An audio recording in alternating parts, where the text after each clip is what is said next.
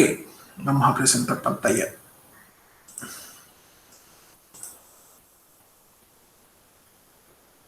Ya.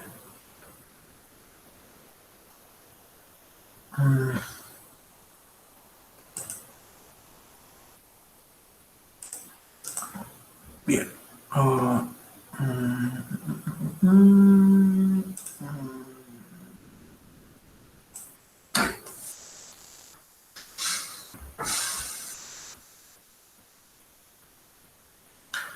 Ok, entonces, hoy día vamos a ver que hay objetos que no logran escapar de la superficie de un planeta. Entonces vamos a establecer la condición para que eso ocurra. ¿Sí? Esa va a ser nuestra primera definición de agujero negro, a través de la velocidad de escape. Entonces, en la última clase, si ustedes recuerdan, nosotros estábamos resolviendo el problema del cohete, ¿no? Vimos que teníamos esta ecuación, luego de integrar, ¿cierto? La ecuación de movimiento de Newton para un cohete que está en un planeta, ¿cierto? De radio R mayúscula, ¿cierto? Y este cohete está, digamos, listo para ser lanzado a la superficie y quiere escapar de esta. Entonces, habíamos visto que, en virtud de la ley de Gauss, lo que aprendimos, que toda la masa está de este planeta esférico, ¿cierto? Se puede, para efectos de campo gravitacional, colocar toda en un punto, o sea, en su centro. Entonces, este problema sería equivalente, al menos físicamente, a este problema, donde ahora hay un punto, ¿cierto?, que tiene toda la masa del planeta, que le llamamos M mayúscula, y a la masita del cohete le llamamos M minúscula, ¿cierto? Entonces, al final se transforma en un problema de dos partículas, ¿no? Dos partículas separados inicialmente por una distancia r igual al radio del planeta, porque estamos despreciando la altura del cohete. La altura del cohete, claro, para nosotros no es despreciable, pero frente a la gran distancia de r, ¿cierto? Es casi insignificante, así que podemos decir que el cohete es prácticamente una partícula que está cerca de la superficie, justo en la superficie del planeta, ¿no? Entonces este sería el esquema inicial del problema de estas dos partículas. Entonces lo que nosotros hicimos fue escribir la ecuación de movimiento de Newton, ¿cierto?, para un instante posterior, ¿vale? Es decir, ¿cuál sería el instante posterior? La misma masa que no se ha movido aquí, con este cohete que se ha, digamos, ha salido al espacio exterior en línea recta, ¿cierto? Entonces, a la distancia, ahora le llamamos a llamar R, digamos, cualquier R, la coordenada, si usted quiere, ¿cierto? Y este cohete va así. Entonces, la pregunta que nosotros nos hacemos es, ¿qué pasará con el cohete? ¿Qué velocidad inicial necesita el cohete? Llamémosle velocidad inicial, ¿ya?, para tener que escapar de la gravitación del planeta y no volver jamás, ¿sí? Entonces, hoy día vamos a determinar esa velocidad.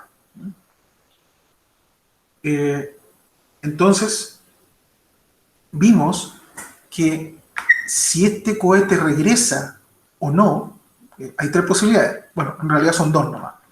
El cohete sale con una velocidad inicial de disparo, ¿cierto?, tal que logra escapar del planeta y no volver jamás, así como lo hacen los satélites, ¿no?, que se quedan orbitando, o sale con una velocidad inicial tal que llega a un punto máximo aquí y ya no puede más porque la gravedad le gana y entonces vuelve a caer al planeta. En ese caso, decimos que el cohete no pudo escapar, ¿eh?, de la gravedad.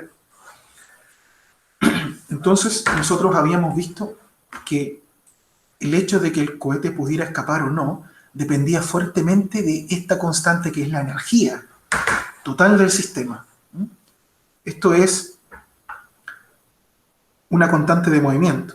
Ustedes saben desde Física 1, incluso desde el colegio incluso, se conoce el teorema de conservación de energía. La energía de un sistema, en este caso el sistema planeta-cohete, ¿cierto? Este sistema es un sistema aislado, por supuesto, no hay fuerzas externas que actúan sobre él, así que su energía total, la energía total se conserva. Nos enseñaron que la energía es una cantidad que se conserva.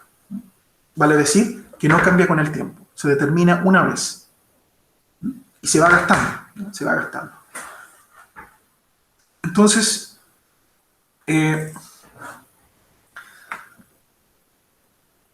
este problema, ¿cierto? Para saber qué ocurre, para saber qué pasa si este cohete sale y escapa o no escapa, para saber cuál es esa condición, ¿ya? Nosotros lo que habíamos hecho es integrar esta expresión, ¿cierto?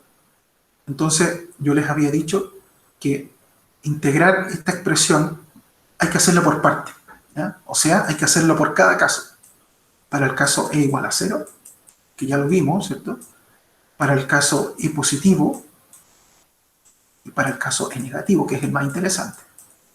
Este caso lo vimos en la última clase. Cuando yo hago e igual a 0 aquí, puedo integrar fácilmente, ¿cierto? Usando variables separables, ¿no? Simplemente despejo el R y escribo R punto como dr de t, ¿cierto?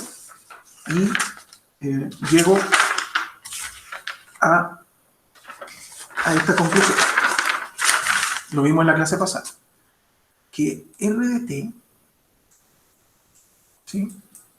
Este R, era proporcional o igual a, ¿cierto? No importa, aquí hay una constante, pero esa constante poco me importa. Lo que me importa es la dependencia con t. Es así, 2/3. Lo vimos en la última clase, ¿ya?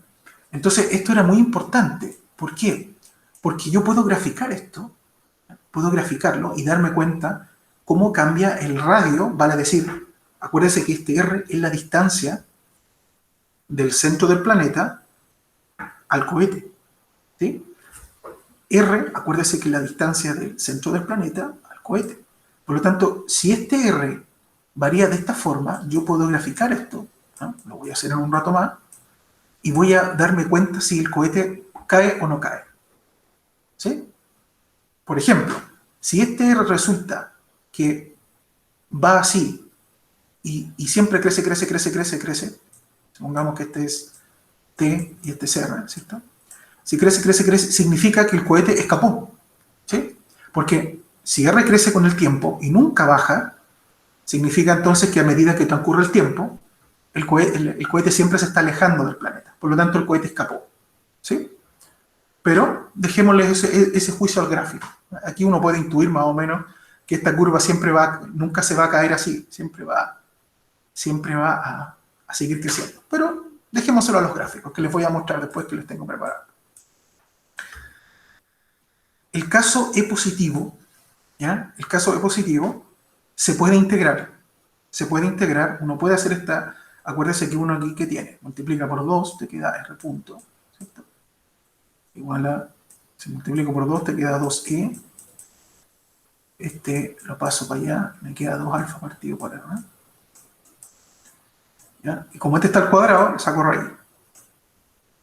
¿Ya? Y esto, R punto, es lo mismo que decir de R de T, ¿sí? Se le borramos el puntito arriba.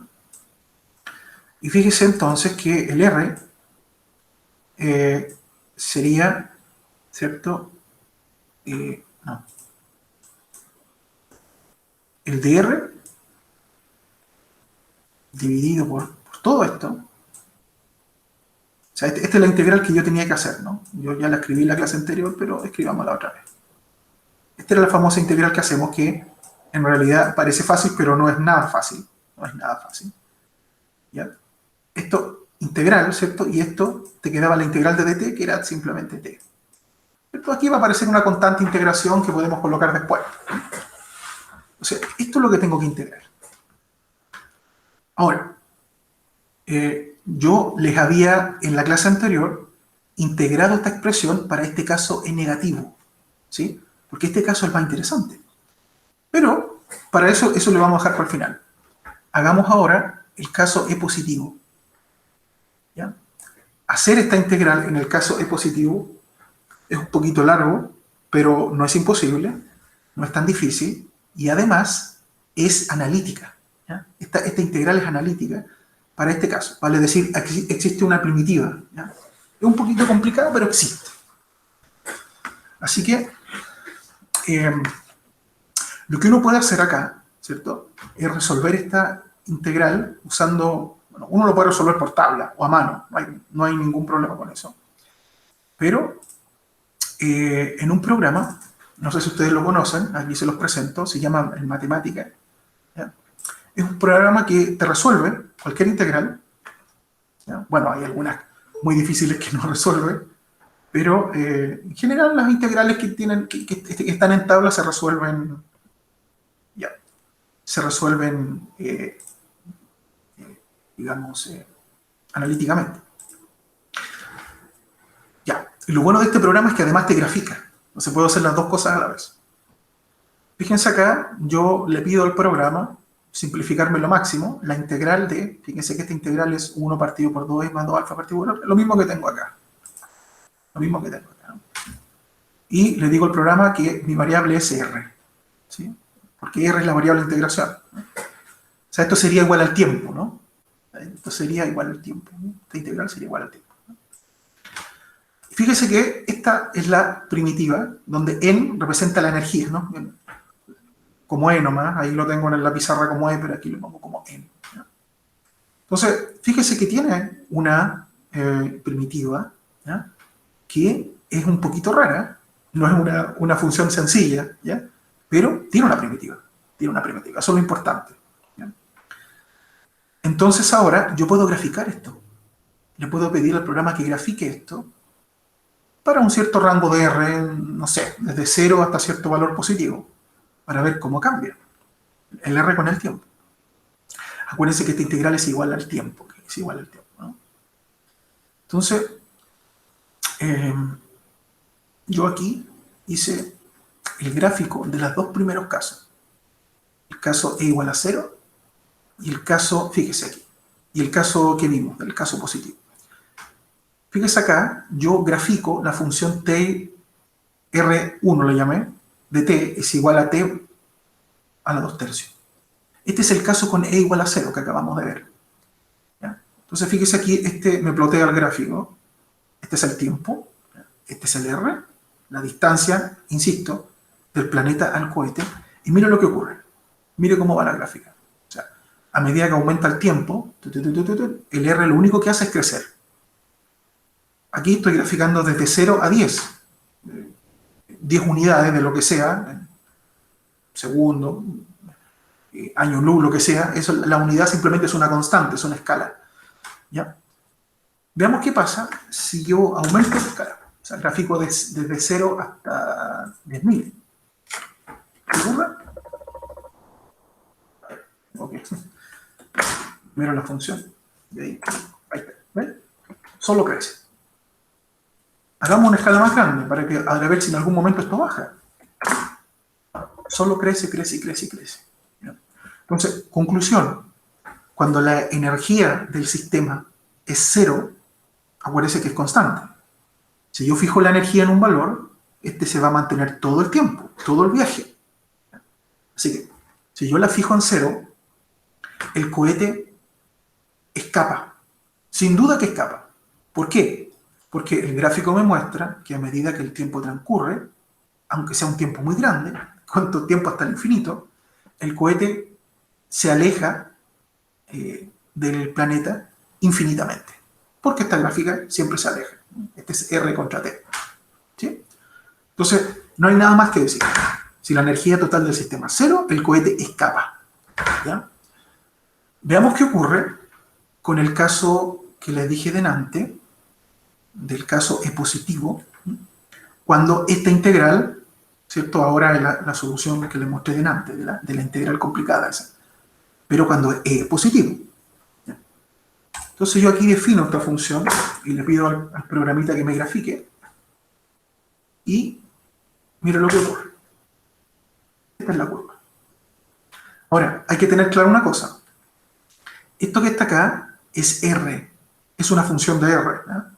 En la energía, y alfa es una constante. Y esto es T. Por lo tanto, en este gráfico están cambiadas las etiquetas. Aquí está T, ¿cierto? Y aquí está R. Está cambiado, ¿sí? En cambio aquí arriba no. Aquí arriba era T aquí y R acá. Pero eso no importa, porque a mí lo único que me interesa es chequear si R crece o no crece con el tiempo. Entonces, tú este gráfico, si usted quiere, puede calcular la inversa aquí, aunque calcular la inversa de esto es una locura, no lo vas a hacer nunca. Pero en el gráfico es fácil de ver, porque tú lo puedes ver así de lado, ¿cierto? Y como si este fuera ahora este eje, ¿cierto? Y claramente te das cuenta de que a medida que el tiempo aumenta, el R también aumenta. Similar a este caso, pero fíjate que en este caso la curva es un poquitito más chata aquí, y en este caso la curva es un poquitín un poquito más recta, digamos. Es un poquitito chata al principio, pero no. Y eso ocurre para todos los tiempos. Fíjate que aumento el rango y mira lo que pasa. Por ejemplo, 10.000. A ver, dejemos los dos gráficos en 10.000.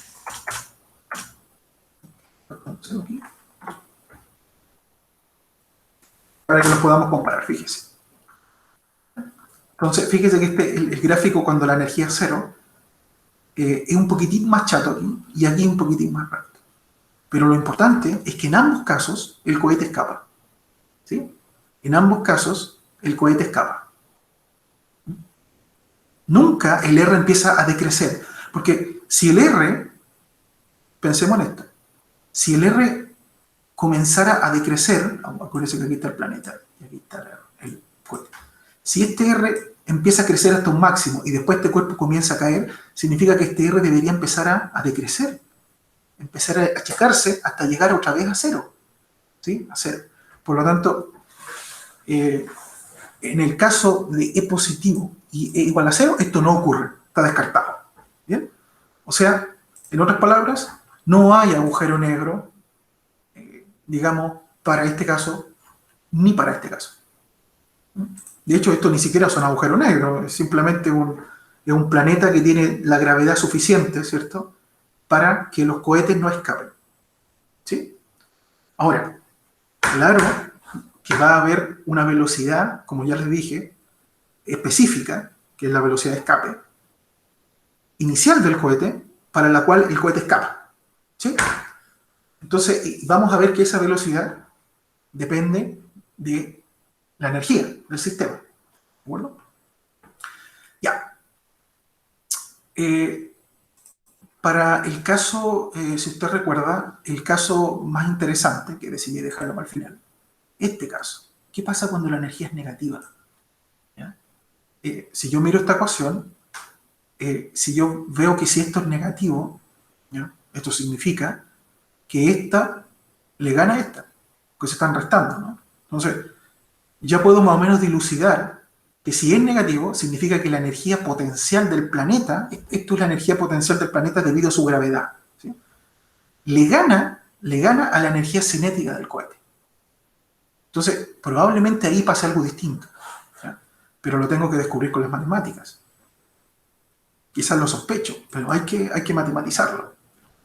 Entonces, nosotros en la clase anterior, si ustedes recuerdan, nosotros hicimos un cambio de variable aquí para resolver esta integral en el caso de que esto es negativo. ¿Sí? Porque acuérdese, esta integral la resolvimos para el caso de positivo, lo que mostraba el programa matemática. Pero el programa matemática no sabe, fíjese aquí, para que usted vea las limitaciones de la tecnología, el programita no, el otro gráfico, este. Cuando yo le pido al programa calcular esto para el E positivo, él me entrega este resultado. ¿Sí? Pero él está suponiendo, el software supone de que el E es positivo. ¿Y por qué me doy cuenta de eso? Porque aquí está metido dentro de una raíz. Así que él supone que es positivo. Ahora, si yo quisiera ir a la mala y decir aquí, ya, le voy a poner aquí un menos, el E lo cambio por menos E. A ver qué pasa, lo voy a poner a prueba. A ver qué ocurre. Es la solución que me da. Me aparece un I, soluciones imaginarias, aquí me aparece otro I. Entonces, aquí otro I. Entonces me queda la escoba. Me aparecen soluciones imaginarias. ¿Ya? Pero esto no significa de que el problema no tenga solución. Porque fíjese que nosotros a mano, y esto es lo que tiene relevancia, nosotros a manos pudimos resolver esto para el caso E negativo con el siguiente cambio de variable. ¿Usted recuerda? Era este. Factor de 1 menos coseno de psi. Entonces yo introduje este cambio de variable y lo metí a la integral y pude resolver la integral de manera muy simple, ¿ya? Y se llegó a esto. ¿Te recuerda? Lo hicimos. Acuérdense que t es esto es t, así que la integral me quedó así. Esto lo hicimos en la clase anterior, insisto, estoy simplemente copiando lo que hicimos.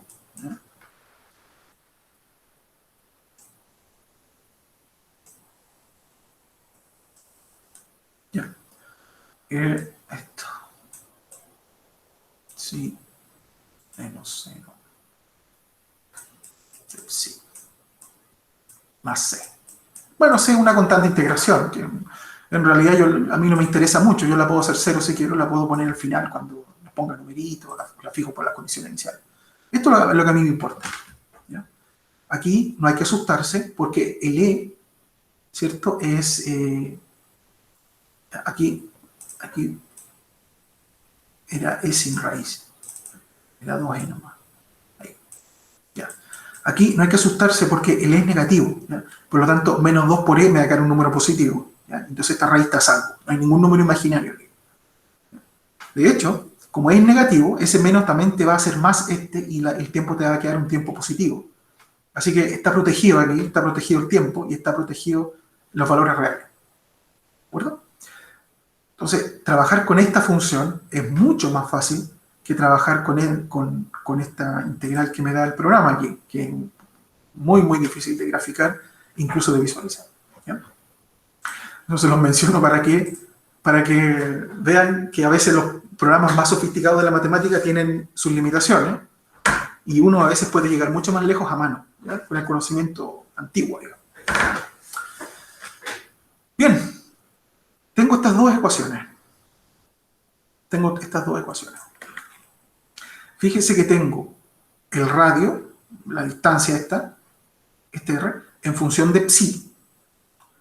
Donde psi, ¿cierto? Este psi es una variable nueva, ¿cierto? Mi cambio de variable. Y tengo el tiempo en función de psi. O sea, tengo una función r en función de psi. Y tengo el tiempo en función de psi.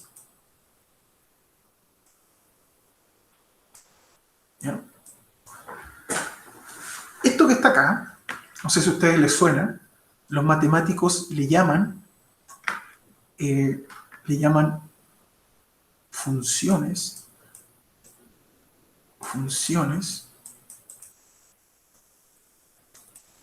paramétricas. Así le llaman. ¿Por qué le llaman así? Porque fíjese que a mí lo que siempre yo estoy buscando, paramétricas.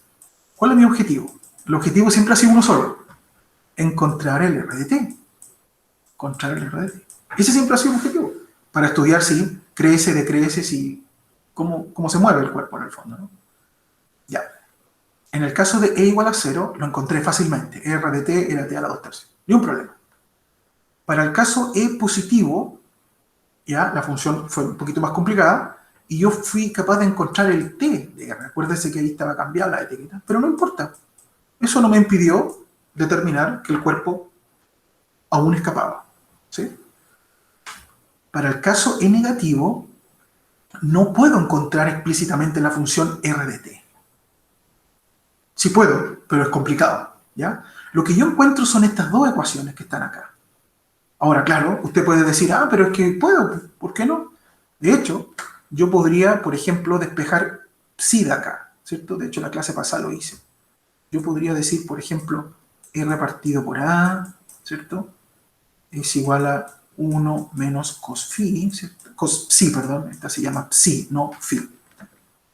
Y entonces yo podría decir que psi, ¿cierto? Es el arcos, ¿cierto? la función inversa del coseno, ¿cierto? La cos de 1 o menos R sobre A. ¿Sí? Claro. Y ahora eso, que es una función ya complicada porque es un arcoseno, lo podría meter aquí y acá. Entonces me quedaría, sí, me quedaría eso menos el seno del arcos de eso. Se puede hacer, claro. Es una función complicada, por supuesto. ¿Ya? Hagámoslo. De hecho, recuerdo que la última clase la escribí. Escribámosla otra vez. Sería, Profesor, una consulta. sí, dígame. Disculpe. Sí, Entonces, como que no importa que R quede en función del tiempo o el tiempo quede en función de R. no importa. No importa. Porque en el gráfico, si tú, por ejemplo, ¿qué sería lo ideal para mí? Tener un gráfico así. ¿Sí? Porque acuérdense que el tiempo, en física 1 aprendimos que el tiempo siempre es la variable independiente. Por lo tanto, siempre debería ir acá, en el eje. Sería genial poder encontrar la gráfica en este gráfico. Pero si yo tengo un gráfico, ¿cierto? Donde están las etiquetas cambiadas, porque sería la función inversa, ¿no? T de R, ¿no? Entonces, el T estaría acá y el R estaría acá.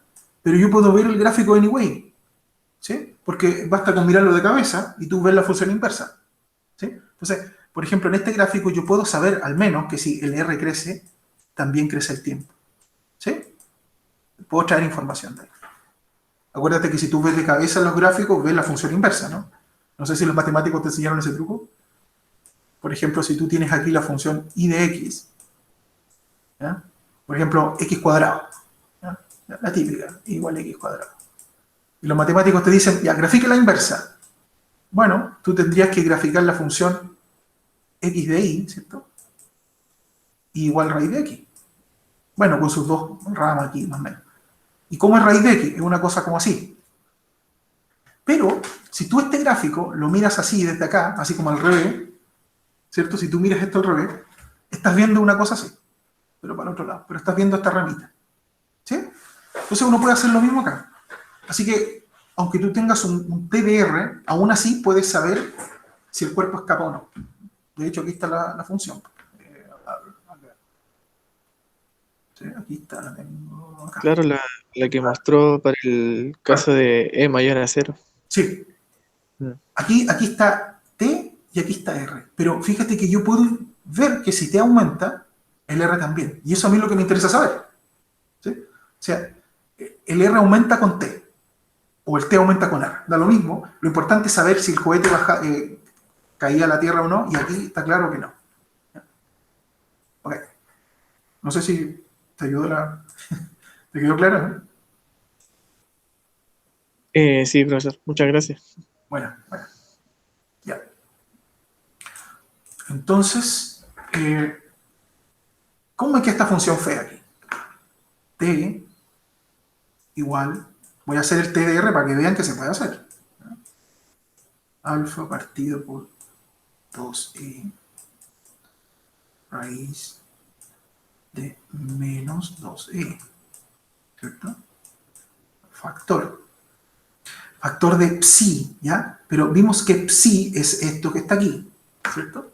Entonces nos quedaría R partido por A, 1 menos, ya. Sí, está bien.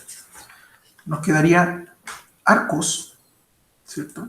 O la función inversa del coseno, arcos de 1 menos R partido por A. Ahora, ¿ustedes se acuerdan cuánto era el A? El A lo habíamos fijado, ¿se acuerdan que el A era menos alfa partido por 12? Recuerden que yo lo fijé cuando, acuérdense que este A era libre, ¿no? Y cuando yo introduje esto a la integral, me di cuenta que con este A, la integral tenía una solución fácil. Ya, lo hicimos. Así que el A está fijo, entonces lo voy a colocar al tiro acá. ¿Ya? Voy a colocar al tiro aquí. Aquí, el arco seno, ¿ya? Aquí lo tengo, de hecho, aquí. Claro, el arco seno de, como aquí el A es negativo, ¿cierto? Con este menos te va a quedar más. Entonces te va a quedar 1 más, esto lo vimos en la clase anterior, E, ¿cierto? Partido por alfa, ¿ya? Aquí cierro, menos el seno, estoy en este seno, aquí, seno de psi, pero psi otra vez es el arcoseno, ¿cierto? Arcos, ¿cierto? De lo mismo que está acá. 1 más 2e dividido por alfa r.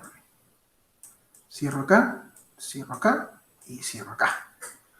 Entonces, esta es la función que manda. O sea, este es el TDR, ¿no? El TDR. Ahora, ¿y qué es lo que pasa acá? Si yo trato de graficar esa función, ¿ya? Si trato de graficarla, voy a llegar a un problema. De hecho, yo intenté graficarla acá y miren lo que ocurre. Me da eso. Me da como una mitad y deja de darme la otra parte. ¿Ya? ¿Y eso por qué ocurre?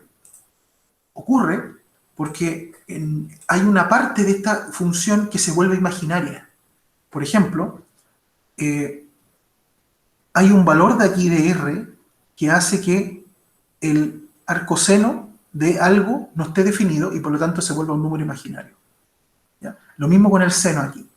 ¿Ya? Entonces, esta función, si bien, insisto, es la función que gobierna, ¿cierto?, el TDR en el caso de negativo, pero esta función es solamente una rama. ¿Ya? ¿Y por qué? ¿Por qué les digo una rama? Porque cuando yo aquí saqué raíz, hay una parte donde yo saco raíz cuadrada, que es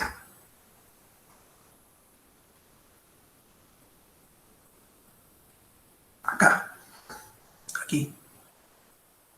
Fíjense que aquí yo tenía r punto cuadrado, ¿sí? Y acuérdense que cuando uno saca raíz de un cuadrado, tiene que colocar el más menos. Tiene que colocar el más menos, ¿sí? Está obligado.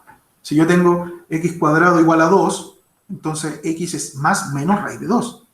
¿Ya? Entonces los matemáticos llaman a eso, el más raíz de 2 le llaman la rama positiva y al menos raíz de 2 le llaman la rama negativa. Si tú ruteas este menos aquí, a toda la integral llegas a que aquí sale un más también. Entonces, esto que está acá en el fondo es una rama. Tendría que hacer los dos casos. ¿Ya?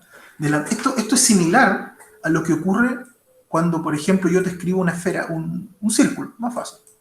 No sé si se acuerdan de la ecuación del círculo en el plano XY, que es este. ¿Se acuerdan con cálculo? A uno le enseñaban que esto representa un circulito en el XY, acá, y X. ¿Ya? Y el R era el radio del círculo. ¿Ya? Entonces, cuando uno quiere graficar esto y quiere ver si efectivamente esto representa un círculo, lo que los profesores te dicen, bueno, el I, ¿cierto?, vale más, menos, ¿cierto?, porque saca raíz, ¿no? Raíz cuadrada, fíjese, de R cuadrado menos X cuadrado. Entonces uno va dándole valores a X y va sacando Y. Pero ¿qué pasa? Que cuando tú consideras el más, la gráfica te va a dar este pedacito de arriba y no el de abajo. Tú tienes que considerar, para llegar al círculo completo y sacar esta parte de abajo, necesitas considerar la rama negativa también. ¿Te fijas? Algo similar está pasando acá. Yo estoy considerando solo una rama por culpa de que aquí estoy considerando el signo más, no el menos. Si yo hiciera todo el cálculo de signo menos, aquí me parecería un más. ¿Sí? Entonces, ¿a qué voy con esto? Que graficar esto solamente te va a dar la mitad de lo que necesito ver, la mitad de la gráfica, no toda la gráfica. ¿Sí? Por lo tanto, lo más práctico aquí para ver la gráfica completa es las gráficas de las paramétricas. Esta. O sea, olvidarme de TDR y trabajar con estas dos, con R de psi y con T de psi. ¿Ya? Ahora, en un momento les voy a explicar cómo esto se hace. Por ahora, me interesa que saquemos la física del problema antes de hacer cualquier análisis de gráficos, ¿ya? Para los físicos es muy importante intuir las cosas antes de hacer los cálculos formales, ¿sí? Entonces, voy a dejar esto acá, ¿ya? Y voy a ver, ¿tengo espacio? Aquí tengo un espacio. Aquí tengo un espacio suficiente para lo que quiero mostrar, que tampoco es complicado. ¿Qué significará? Porque lo que yo estoy buscando es saber si existe la posibilidad de que el cuerpo no escape, ¿sí? Yo estoy en un curso de agujeros negros, estoy interesado en las cosas que no escapan, ¿ya? Eso es lo que a mí me importa. Entonces, estoy intuyendo, pero aún no lo he demostrado, que esto me va a llevar a eso. Pero no estoy seguro, porque tengo que estudiar esta gráfica de las funciones paramétricas. Pero puedo tener un feeling, ¿ya? Puedo tener una intuición solamente mirando esta ecuación. Si ustedes ponen atención en esta ecuación, ¿ya? ¿Qué significa R punto? R punto es de R de t, ¿cierto? Y en el fondo es la velocidad, ¿sí? Acuérdense que la derivada de la posición es R, ¿no? Vector posición. Respecto al tiempo, que es lo mismo que yo llamo R punto, ¿sí? Esto no es otra cosa que la velocidad del cohete. La velocidad radial, acuérdense que el cohete se mueve en un eje radial recto, ¿no? Recto. Y como si fuera el eje X. Yo puedo colocarle perfectamente, a esto puedo llamarle X punto, ¿sí? Da lo mismo. Esto es la velocidad. Supongamos que el cohete se detiene en algún momento por gravedad, que ya no puede más. Así como cuando tú lanzas una naranja hacia arriba, llega a una altura máxima y no puede más y vuelve a caer. En ese punto más alto, ¿qué es lo que ocurre? La velocidad es cero. Se detiene. Por lo tanto, en ese punto de retorno, como yo le llamo, debería cumplirse esto. Debería cumplirse eso. Entonces, si es que llegara al cuerpo a no escapar, tiene que cumplirse eso, si no, no pasa, si no, no ocurre. Si no, el cuerpo escapa, como en los otros casos anteriores. Entonces, ¿qué tal si pensamos en R punto igual a 0 como un punto de retorno? Veamos qué ocurre. Si yo tomo esta ecuación y digo R punto igual a 0, estoy hablando de un punto, voy a colocar aquí,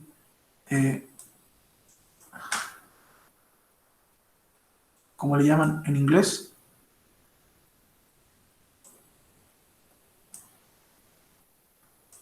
¿Por qué lo escribo en inglés? Porque en inglés es más preciso que el español en este punto, ¿ya? Entonces le llaman un punto de retorno o un turning point, ¿ya? Un turning, la palabra turning en inglés no es como un retorno, ¿ya?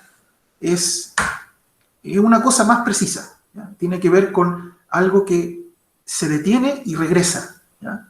Entonces aquí como que en español cuando dice retorno es como que algo quizás viene de lejos y viene, y no que parte de un punto y regresa al mismo. ¿Te fijas? Entonces, esta palabra turning me gusta usarla más porque, a pesar de que está en inglés, pero es más precisa, porque está diciendo de algo que partió de un punto y regresó al mismo punto. Entonces, hablemos de un turning point, ¿de acuerdo?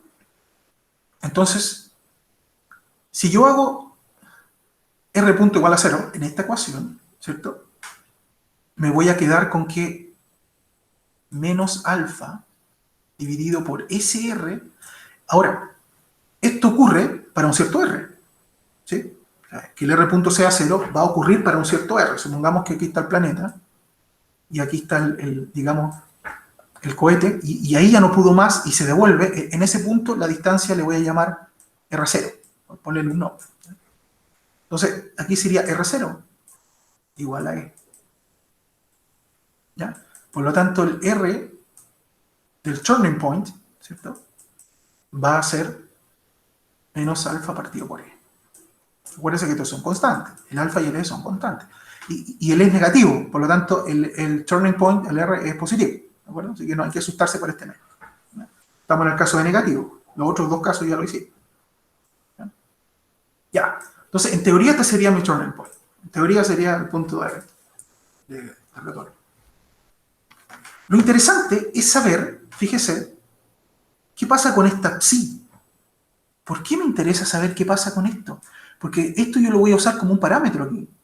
Para poder estudiar la función r de t, yo voy a decirle a mi programa, al matemática, que me grafique esto de forma paramétrica, dándole valores a psi. Entonces, si yo descubrí que el r va desde cero, bueno, en realidad no va desde cero, porque el r parte desde el radio del planeta, ¿no? El cohete no está en cero, cuando t igual a cero, el cohete no está en el punto, en el centro del planeta, sino que está a una distancia r. Así que, digamos que esto en realidad es así. Va desde r hasta el turning point. Entonces la pregunta es, este psi, ¿desde qué valores irá? Vamos a llamarle psi inicial y psi turning. ¿Sí? Entonces, yo necesito saber este rango. ¿Por qué? Porque cuando yo le pida a mi programita graficar esto, voy a tener que decirle en qué rango lo grafique para yo poder ver cómo en ese rango se comporta el R y el T. ¿Bien? Entonces, necesito saber esto. Necesito saber eso. Y eso no es para nada difícil encontrarlo, porque conozco esto. Conozco estas ecuaciones. ¿Ya? Entonces, vamos a ver. Fíjese aquí que todo va a calzar. Primero, ¿qué pasa cuando el tiempo vale cero? Partamos por ahí. Lo más simple de todo. ¿Qué pasa si el tiempo vale cero? Entonces, aquí tú te fijas, bueno, aquí yo tengo t en función de r. Así que lo más fácil aquí es darle valores a r para saber qué es lo que es t. Pero supongamos que r vale cero. Vale decir, estoy en el instante inicial. ¿Ya? Ahora, insisto, el r inicial no es cero, es r, pero eso lo puedo colocar como una constante aquí. Así que yo puedo decir simplemente que parto con r igual a cero, es lo mismo. La constante aquí sumativa va a ser más r aquí, donde esté el radio. Así que no importa que parta con r igual a cero. ¿Qué pasa con t en ese caso? Vamos a evaluar en cero. ¿Cuánto será el t? Fíjese aquí, sería, bueno, menos alfa partido por 2c, raíz de menos 2c. Ya. Si r vale 0, me quedo con arcoseno de 1. ¿Cuánto es el arcoseno de 1?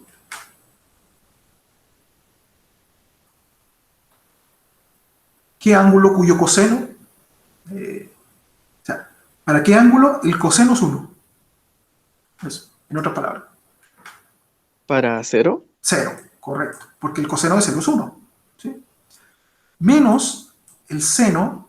Fíjate que aquí el arcoseno es lo mismo que esto. Por lo tanto, te va a quedar 0 aquí. Y seno de 0 es 0. Así que todo esto es 0. Y por lo tanto el t de 0 es 0. Y eso está ok. Porque en el instante inicial, cuando t igual a 0, el r debiera ser 0. ¿Sí? Más la constante sumativa que te va a agregar el radio. ¿De acuerdo? Entonces, al menos esto funciona para 0. Eso es lo que quiero recalcar. ¿Ya? Ahora bien, nosotros podríamos graficar, ¿cierto? Podríamos encontrar la gráfica de r en función de psi, que sería esta. De hecho, yo puedo graficar esto con mucha facilidad con mi programa. Es una función sencilla. ¿Ya? Pero lo que tengo que saber antes es cuál es el psi que corresponde con el punto turning point, con el retorno. ¿Ya? ¿Cómo calcularé ese psi? ¿Alguien tiene alguna idea?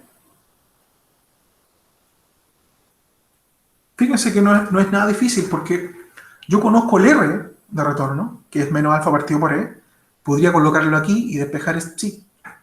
Y ahí voy a saber cuál es el psi de retorno. Entonces, muy fácil, hagámoslo. Si el R vale eso, lo voy a colocar acá, me quedaría menos alfa partido por E, ¿ya? Igual. Aquí acuérdese que el A estaba fijado. Lo borré, pero lo tengo escrito por ahí. Es menos alfa partido por 12. Eso estaba fijado, acuérdense. Estoy aquí. ¿Ya? 1 menos cos. Y este psi va a ser el psi turning point, ¿ya? Que le corresponde cuando R vale el turning point. Bueno, multiplico por menos 1 esta expresión, ¿cierto? Multiplico por E partido por alfa, y me quedo con que 1 menos cos psi turning point es igual a 2. ¿Cuánto vale el psi turning point? Esto es directo, ¿eh? ¿Cuánto vale?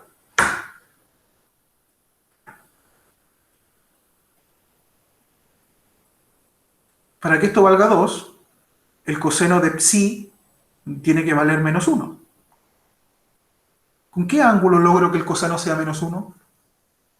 En radianes.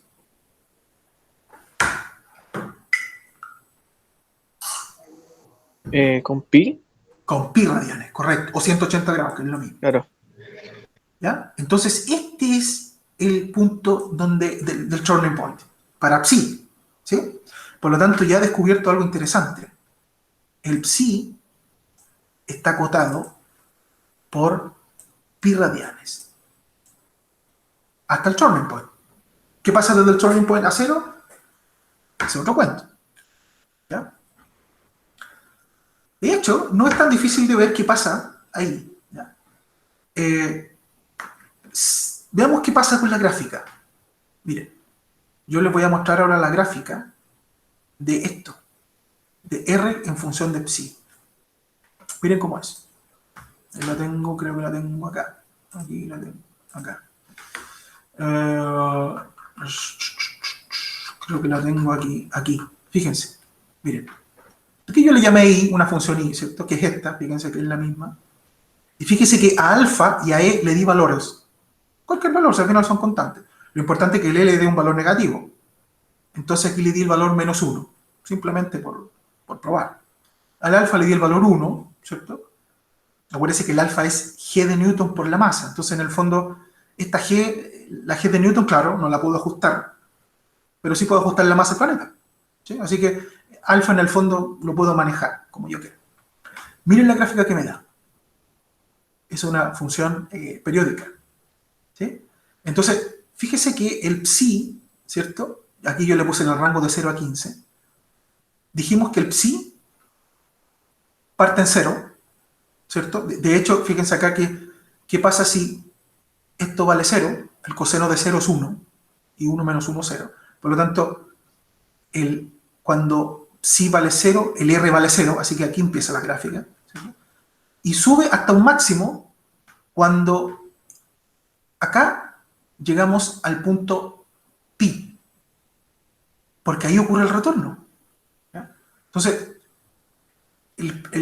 aquí el R aumenta hasta un valor máximo que es el turning point. Y ese valor habíamos visto que era pi, radianes, o sea, 3.14 radianes. Entonces, si tú te fijas, más o menos puedes ver que esto es 3 un poquito más. ¿Sí? Así que esta gráfica está de acuerdo con lo que vimos. Esto es pi. Esto es pi. ¿Ya? Y mira la gráfica ahora. Esto vuelve a ser 0 cuando esto vale 2pi. ¿Sí? Porque coseno de 2pi es lo mismo que coseno de 0, y eso es 1. Y 1 menos 1 es 0, y por lo tanto esto vuelve a ser 0. Por lo tanto, ¿qué aprendemos? ¿Qué aprendemos? Que la función psi en función de R, R en función de psi, es una cosa así. Donde aquí está el pi, radianes, ¿cierto? Y aquí está el 2pi, el 2pi. Aquí está el turning point, el R igual a 0. ¿Sí? Eso es lo que aprendimos. Entonces ahora estoy listo, porque ahora yo le voy a pedir al programa que me grafique esto de forma paramétrica, donde el psi ahora vaya desde 0 a 2pi. Eso, que el psi corra de 0 a 2pi, es equivalente a que el R corra desde aquí hasta acá y de regreso. ¿Sí? Es equivalente, porque desde el t igual a 0 hasta el punto máximo, el psi corre de 0 a pi, hasta acá. Y cuando regresa, corre desde el punto máximo hasta de nuevo a cero, hasta volver al planeta. Se cumple un ciclo completo, ¿no? Este es el rango de psi. Y con eso estoy listo. Así que, fíjese, le pido defino dos funciones paramétricas. Esta es la primera, esta es la segunda, las dos que tenemos aquí, estas mismas, esa y esa.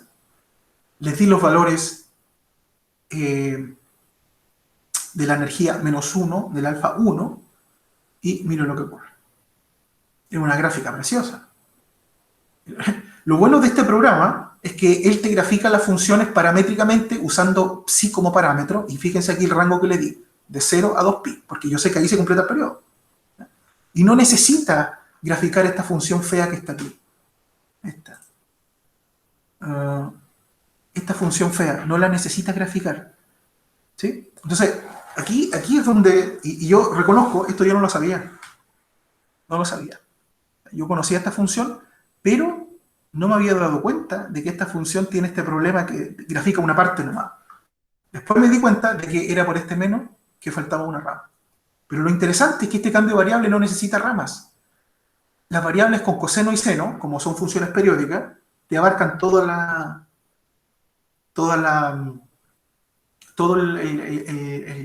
periodo. ¿Sí? Así que es mucho más fácil usar esto de forma paramétrica, ¿sí? Haciendo correr el parámetro psi. ¿Ya? Entonces, mira la gráfica, como les decía, les voy a mostrar de una gráfica maravillosa que se obtiene. Mira lo que pasa acá. Esto que está acá es T, y esto es R. Miren lo que pasa. El T aumenta, el T es 0, R0, ¿sí? Eso está claro. Aumenta el tiempo, hasta, y el R aumenta, el cohete se aleja del planeta, ¿cierto? Hasta que llega a este punto máximo, y ahí, ¿qué empieza a ocurrir? A medida que el tiempo sigue transcurriendo, el cohete empieza a regresar al planeta, porque el R empieza a decrecer, hasta llegar a 0 otra vez. Por lo tanto, descubrimos que para E negativo, el cohete efectivamente no escapa y vuelve al planeta. ¿Sí? No escapa por el planeta. Uno puede chequear, no es difícil, yo lo hice, que este punto máximo aquí, este punto máximo, el T máximo, por decirlo así, corresponde con psi igual a phi, con psi igual a pi, perdón, y corresponde con este valor 1, ¿cierto? Que es cuando la energía es -1 y alfa. Esto se puede chequear fácilmente con esta función. No es difícil, ¿de acuerdo?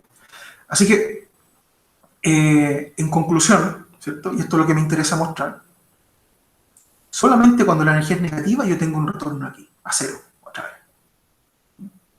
Entonces, para establecer la velocidad de escape, primero, quiero que observemos las tres gráficas, por eso las puse aquí una a continuación de la otra.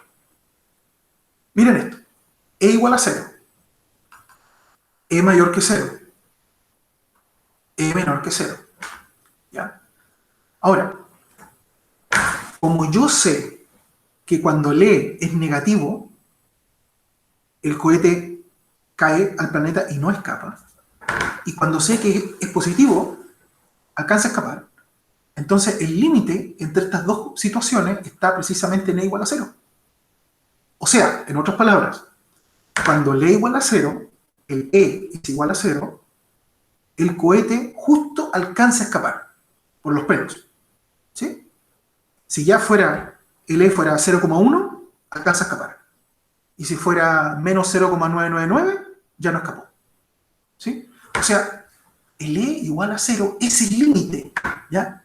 Esto significa que si el cohete sale con una velocidad inicial desde la Tierra, tal que la energía es justo 0, entonces ese cohete alcanza a escapar por los pelos. ¿Sí? Justo alcanza a escapar. Vale decir, justo cuando escapa de la gravedad, se queda sin energía cinética y se detiene ahí. Se queda ahí. ¿Sí? Si la energía es 0,1, poquitito más de 0, ya esa velocidad inicial que tendría sería suficiente para que escapara y un poquito más. ¿Sí? Si tuviera un poquito menos de 0, no alcanza a escapar. ¿Ya?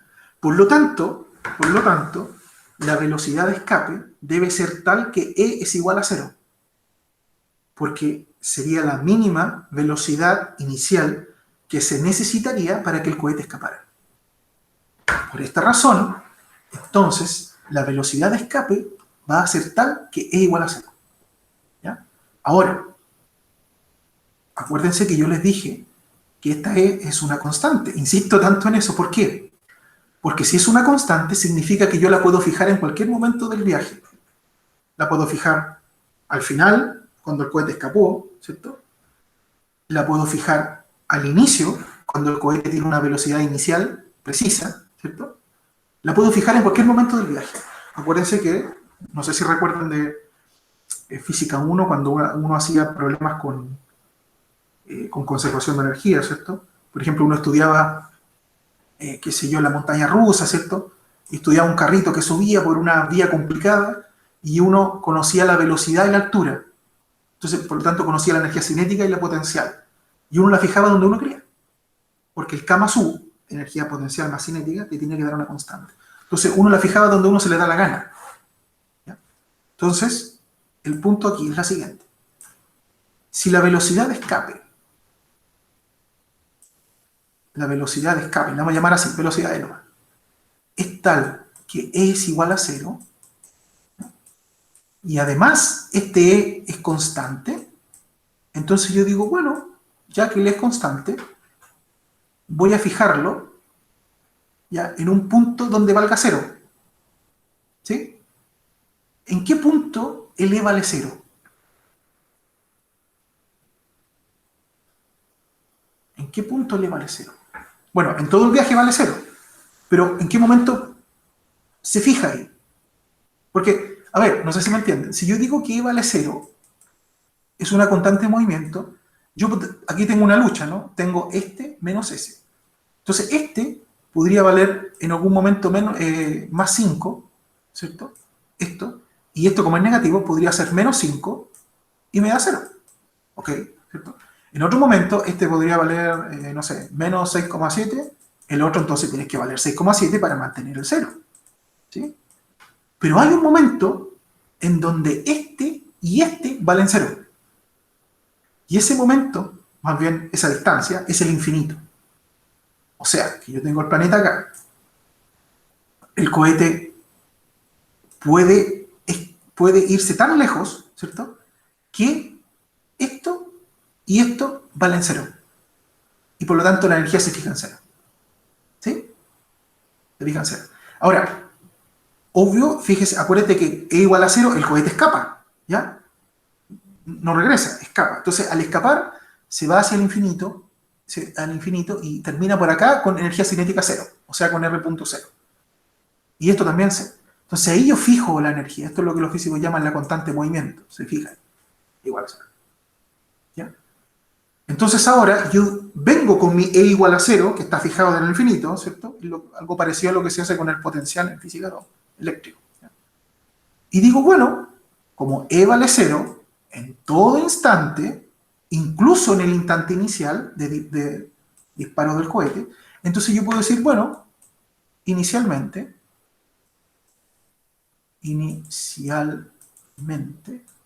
¿ah? Inicialmente, yo, ¿qué tengo? Fíjate que aquí tengo un medio. Este R punto, ya dijimos que era la velocidad del cohete. ¿Sí? Entonces le vamos a llamar velocidad, fíjate.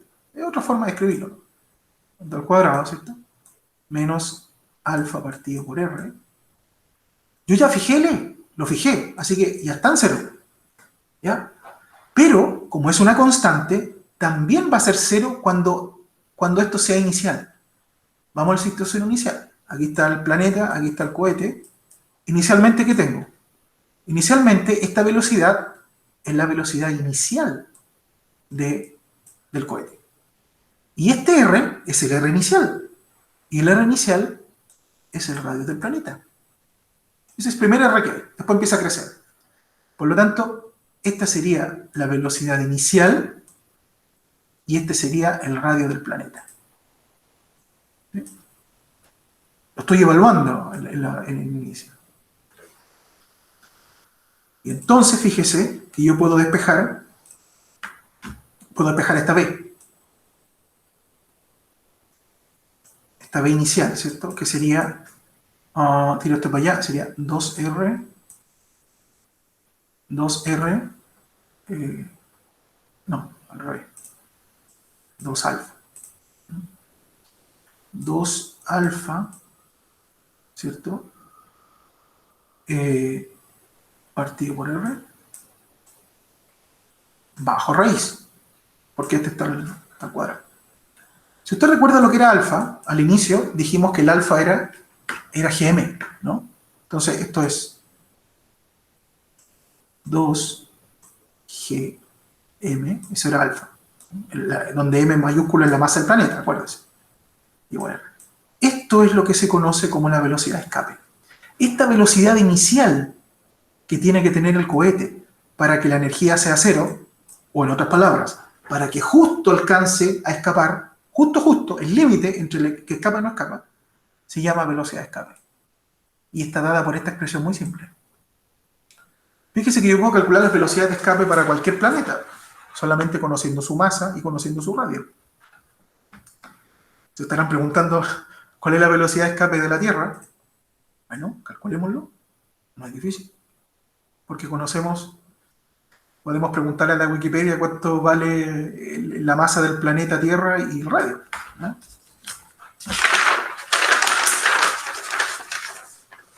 Bueno, dicen los expertos que la masa de nuestro planeta, yo lo tengo anotado por aquí, aquí está, se dice que son 5,972 por 10 elevado a 24 kilogramos. Es una masa enorme, claro.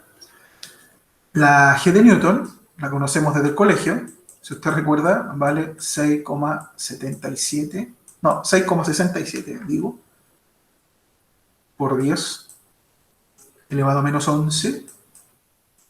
Y fíjese la unidad de aquí, Newton, metro cuadrado, partido por kilogramo cuadrado. Y por último, el radio de la Tierra, dice la Wikipedia que son 6.371 kilómetros. Bueno, si yo pongo todo esto aquí en la parrilla, lo pongo acá,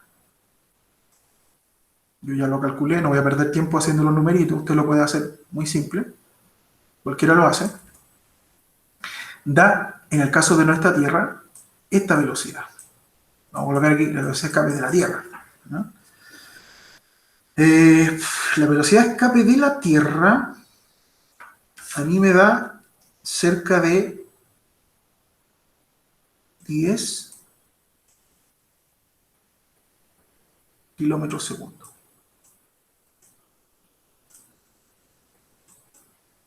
Ahora, si tú vas a la Wikipedia, hay una tablita ahí y ahí dice que es como 11,1, como tanto. Bueno, son los decimales. Son los decimales. Da alrededor de 10 kilómetros segundo. ¿Ya? ¿Qué significa esto? Significa que si un cohete sale justo con esta velocidad inicial desde la Tierra, alcanza a escapar y nunca regresa. Si sale con 10,1, también alcanza a escapar. Pero si va con 9, 9,8, 9,9, ya regresa. ¿Sí? Eso es lo interesante de esto, por supuesto que la NASA lo sabe, maneja estas cantidades porque ellos necesitan calcular, digamos, para construir los motores de los aviones, de los cohetes, para saber cuánta explosión necesitan para poder generar esta velocidad inicial. ¿Sí? Si no es capaz de hacerlo, entonces el cohete caería y no saldría en órbita, no quedaría en órbita. Además, ellos lo mandan con una cierta inclinación. Bueno, sale en vertical desde la Tierra, pero después le dan una inclinación para que después, cuando alcance a escapar y se quede sin nada de energía cinética, orbite por inercia el planeta. Establezca una órbita. ¿De acuerdo? Así que no es necesario que se vaya para el infinito. Pero esta velocidad es esta medida. O sea, ya sabemos qué velocidad necesitamos para escapar del planeta Tierra. Bueno, En el caso, usted puede hacer los mismos cálculos, solamente para tener una idea. Si usted calcula en el caso del Sol, bueno, usted conoce, puede buscar en la Wikipedia la masa del Sol, ¿cierto? El radio del Sol, y yo lo hice acá, a mí me dio 617,5 kilómetros segundo. Una velocidad casi 6 veces mayor, un poquito más de 6 veces mayor que la velocidad de escape de la Tierra. Y eso es bastante razonable porque la masa del Sol es mucho más grande, así que para vencer su gravedad e irse al espacio necesitaría una velocidad inicial mayor, así que es razonable que dé mayor. Fíjate que da unas 6 veces mayor. Bien, entonces ahora usted dirá, bueno, ¿de qué me sirve calcular la velocidad de escape? ¿Y qué tiene que ver esto con el agujero negro? Porque de hecho, esto es de Newton, o sea, esto es mucho antes que se conocieran, incluso mucho antes de Einstein. ¿Ya? Entonces, no hay ninguna amenaza aquí. ¿Ya? De hecho, antes de la relatividad general, se creía que las velocidades podían ser infinitas. ¿Ya? De hecho, se creía que la velocidad de la luz era... se podía sumar, ¿cierto?, la velocidad de la luz, como yo sumo, por ejemplo, si yo voy, te veo a ti que estás en un tren, y tú dentro del tren estás corriendo con una cierta velocidad, no sé, 10 kilómetros por hora, y el tren va a 100 kilómetros por hora. Entonces yo te voy a ver a ti a 110 kilómetros por hora, ¿no? Las velocidades se suman, eso es bastante obvio, ¿cierto?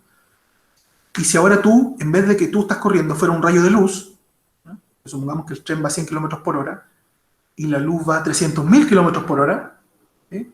Entonces yo vería la luz con una velocidad de 300.000 kilómetros por hora más la velocidad del tren. Y así la luz puede tener cualquier velocidad sin límite. ¿Sí? O sea, eso es newtoniano, eso es lo que creía Newton. Por supuesto, se sabe que la velocidad de la luz tiene un valor definido en el vacío. 300.000 kilómetros por segundo, el valor famoso que tiene, pero eso es en el vacío. Tú puedes sumar las velocidades y puedes conseguir que vaya más rápido. Bueno, entonces la gente nunca se preocupó, ¿cierto?, de que las cosas no escaparan de los planetas, porque tú, no sé, pues, me imagino que la gente de, digamos, escritores de ciencia ficción, ¿cierto?, dirían, bueno, si en algún momento el ser humano se va a otros planetas, ¿cierto?, y, por ejemplo, a Marte, y entonces quieren volver a la Tierra, entonces ellos tienen que escapar de Marte, entonces ellos simplemente calculan la velocidad de escape que necesitan por esta fórmula, ¿no?, con el radio de Marte y la masa de Marte, y podrían saber qué velocidad inicial necesitan. Además, si tú te fijas, esta velocidad tampoco es una cosa tremenda, así que no es una cosa inalcanzable, no es una velocidad terrible. ¿Ya? Quizás para el planeta Marte va a ser, digamos, parecida, no va a ser igual, pero quizás no es nada tan terrible. ¿Ya? Entonces, nunca llamó la atención esto. Pero, ¿qué pasó? Que en 1916, Albert Einstein publica una teoría que establece que la velocidad de la luz, c, simbólicamente, es la máxima velocidad de la naturaleza, la máxima. No puede haber algo más rápido que eso. Y esto es infalible. O sea, él dice que esta c no puede aumentar, incluso por suma de velocidades, tampoco. Esto es muy raro, porque si ahora yo veo que una persona, imagínate que ahora, el mismo tren que te dije delante, el tren, ¿cierto?, el tren muy largo, ¿cierto?, que se mueve hacia allá con una, no sé, 100 kilómetros por hora, por ejemplo. Kilómetros, hora. ¿Ya? Y aquí yo tengo una linterna que lanza un rayito de luz hacia allá que va con esta velocidad, la velocidad de 300.000 kilómetros por hora, por segundo. Entonces, si yo miro esto desde afuera, ¿qué diría Newton? Diría, bueno, la velocidad de la luz con la cual yo veo sería los 300.000 kilómetros por segundo más la velocidad del tren. Eso es bastante obvio. Pero Albert Einstein dice, no. La c va a seguir siendo c, 300.000 kilómetros por segundo, ya sea que la mire esta persona, o la mire una persona dentro del tren, o la mire una persona que va viajando a una cierta velocidad para allá o una velocidad para acá. O sea, todo el mundo va a ver que la velocidad de la luz es c. Eso fue lo radical de la teoría. Y esto fue lo que a él no le creyeron, la verdad. Hay que decirlo. Einstein tenía 26 años cuando postula esta teoría y yo no sé por qué no lo cuentan, quizás como para ocultar la verdad, pero lo cierto es que él fue ridiculizado, incluso por sus propios pares. Dio unas charlas sobre su teoría especial de la relatividad en 1905. Fue invitado a su propia universidad donde él se formó con todos sus profesores y le ridiculizaron abiertamente. O sea, se rieron de él literalmente en su cara. O sea, le dijeron, ¿cómo es posible? Está hablando puras tonteras. ¿Cómo es posible que la luz siga siendo la misma? ¿Se mueva o no la fuente? O sea, una estupidez, ¿no? Y lo más terrible de todo era que esta suposición de Einstein tenía consecuencias. No puede ser gratis que la luz no varíe. La consecuencia es que el tiempo deja de ser absoluto y pasa a ser relativo. Y ahí entonces donde viene toda esta historia de que el tiempo se curva, qué sé yo, que el tiempo deja de transcurrir en los agujeros negros, todo tiene que ver con eso. ¿Ya? Nosotros no nos vamos a enfocar en eso en este curso, nos vamos a enfocar en el agujero negro en sí. ¿Ya? Ahora, lo que sí tengo que decir es, si yo acepto que la velocidad de la luz es la máxima de la naturaleza y nada la puede superar, nada, entonces miro mi formulita aquí y digo, ¿y si la velocidad de escape fuera la velocidad de la luz? ¿Sí? ¿Qué pasaría si la velocidad de escape fuera la velocidad de la luz? Porque fíjese aquí, ¿de qué depende la velocidad de escape? Según esto, depende de la masa del planeta, ¿cierto? Y depende del radio del planeta. ¿Sí? O sea, depende de cuánta masa tiene y también depende del tamaño. ¿Sí? Este tiene un radio mayor que este. ¿Ya? Entonces, yo digo lo siguiente.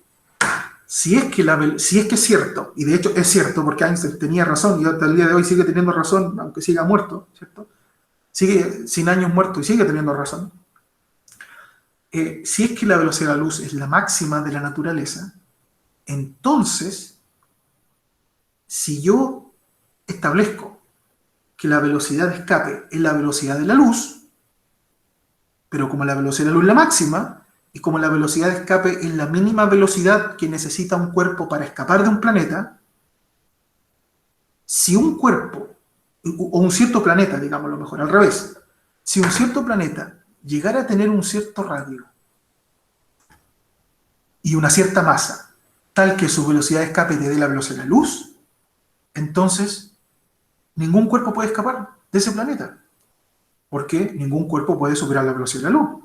Acuérdense que para que un cuerpo, en el caso de la Tierra, era 10 kilómetros por segundo, ¿cierto?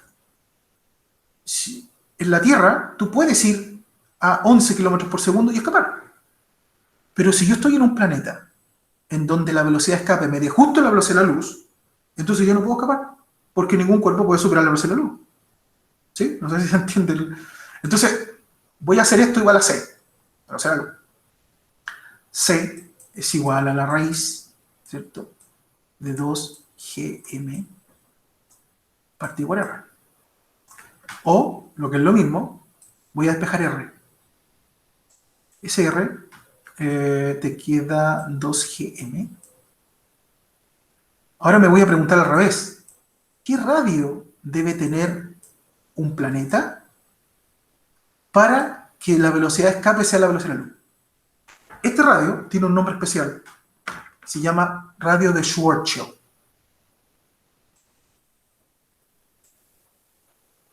No, creo que tiene una Z.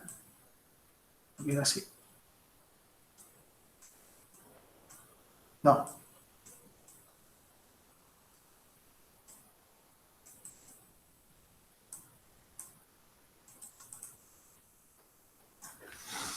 El radio de Schwarzschild es el radio que debe tener el planeta para que la velocidad de escape sea c, la velocidad de la luz, y entonces nada pueda escapar del planeta. Todo cae, incluso la luz, porque la luz viaja a la velocidad de la luz. ¿Sí? A partir de este radio, la luz, ni siquiera la luz escapa. Porque, no sé, piensa en la luz como un fotoncito que sube, quiere escapar del planeta, pero a partir de este radio, o sea, este es el radio mínimo que se requiere para que la velocidad de escape sea la velocidad de la luz. Si el radio es menor que el radio de Schwarzschild, vamos a llamarlo aquí, radio de Schwarzschild, ¿ya? Entonces ya la velocidad de escape es mayor que la velocidad de la luz, y por lo tanto ni siquiera la misma luz puede escapar y la luz va a caer. O sea, trata de salir como una piedra y vuelve a caer. La luz, hablo de la luz. ¿Qué significa esto? Que si tú estás afuera, supongamos que tu ojo está mirando aquí o en un telescopio este galaxia, qué sé yo, planeta que tiene un radio de Schwarzschild o menor, nunca lo vas a ver, porque yo puedo ver las cosas gracias a que la luz me llega de los cuerpos. ¿Eh? Por ejemplo, yo puedo ver un árbol porque me está llegando luz desde el árbol a mi ojo. Pero si mi árbol no emite luz, porque la luz que quiere escapar regresa por gravedad, nunca lo voy a ver. Entonces, este cuerpo es un cuerpo negro. ¿Sí? Un agujero negro. ¿De acuerdo? Eso es lo que está pasando acá. ¿Eh? Entonces, la pregunta que uno se hace acá es, ¿cuánto valdrá el radio de Schwarzschild de la Tierra? Bueno, usted puede hacer este cálculo muy simple. Conoce el G, conoce el M, la velocidad de la luz se conoce, ya la voy a colocar aquí por si acaso, si usted quiere hacer el cálculo. Son 3 por 10 elevado a 8 metros partido por segundo. No, perdón. Sí, metros partido por segundo, porque son elevado a 8. El radio de Schwarzschild de la Tierra, según lo que yo calculé, es esto.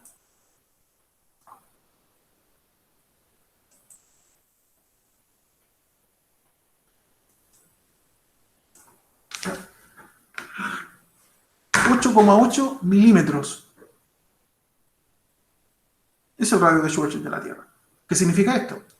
Que significa que si la Tierra tuviera un radio de 8,87 milímetros, con toda la masa que tiene, sería un agujero negro. Pero como no mide eso, entonces no es agujero negro. Y los cuerpos pueden escapar. Y la Tierra se puede ver desde el espacio. Hay fotos desde la Luna de la Tierra. O sea, la Tierra, porque la luz puede escapar. ¿Sí? ¿Cuánto será el radio de Schwarzschild del Sol? Bueno, según lo que yo calculé aquí, da esto. 2,95 por 10 elevado a 3 metros. O sea, casi 3 kilómetros. Casi 3 kilómetros. O sea, si llegara una especie de, digamos, de gigante, agarra el Sol y lo empieza a comprimir con su misma masa, hasta que su radio sea de 3 kilómetros, entonces se convertiría automáticamente en un agujero negro. Y dejaría de verse. ¿Sí? Sería un agujero negro. Entonces, pero como el Sol no mide eso, no lo mide, entonces no es agujero negro. Y se ve. ¿Sí? Ya hace posible la vida en la Tierra, qué sé yo. ¿Ya? Ahora, históricamente, ¿cierto? Cuando la teoría de la relatividad se confirmó, ¿cierto? La gente empezó a decir, bueno, entonces quizás existan estos objetos en el universo que tengan un radio de Schwarzschild o menor. Porque acuérdate que el cuerpo tiene que tener un radio menor al de Schwarzschild para que la velocidad de escape sea mayor que c y así convertirse en agujero negro. Pero lo cierto es que en esa época la gente como que no creyó, de hecho los mismos astrónomos empezaron a decir, no, pero ¿cómo va a haber un planeta que tenga... estoy pasado la hora ya, aquí con esto termino. ¿Cómo va a haber un planeta que tenga un radio tan chico? O sea, qué ridículo, qué absurdo. ¿Ya? Bueno, lo cierto es que por mucho tiempo esto quedó más o menos en el olvido porque a nadie le preocupaba, porque nadie, insisto, nadie va a creer que en el universo existen objetos así con radios tan chicos y masas tan grandes. Hasta que llegó Roger Penrose, ¿ya? Amigo de Stephen Hawking, ¿cierto? Y él hizo un estudio junto a otros más, ¿cierto? No fue el único, pero él fue uno de los principales que estudió el ciclo de vida de las estrellas, ¿ya? Y aquí ocurre algo interesante. Hay estrellas que cuando ustedes, no sé si han escuchado, las estrellas son como los seres vivos, ¿no? Como que se crean, ¿cierto? Tienen un ciclo de vida y después mueren. Y al hacerlo, se empiezan a contraer, ¿ya? Y eso ocurre porque su propia gravedad empieza como a implosionarla, a contraerla, a achatarla, ¿sí? Ahora, ¿por qué eso no le ocurre antes? Porque hay una fuerza hacia afuera que tienen las estrellas que se opone a su propia gravedad, que es una fuerza del tipo nuclear, ¿sí? Entonces, mientras las estrellas tienen creando por, por, por física nuclear, ¿cierto? Creando, teniendo combustible para gastar, existe una fuerza que lo tira hacia afuera, pero su propia gravedad lo tira hacia adentro y la estrella se mantiene, mientras está viva, en equilibrio.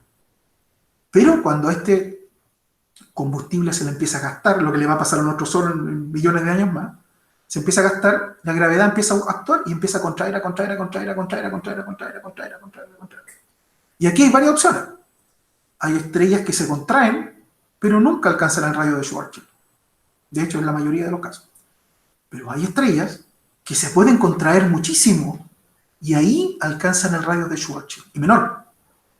Y al ocurrir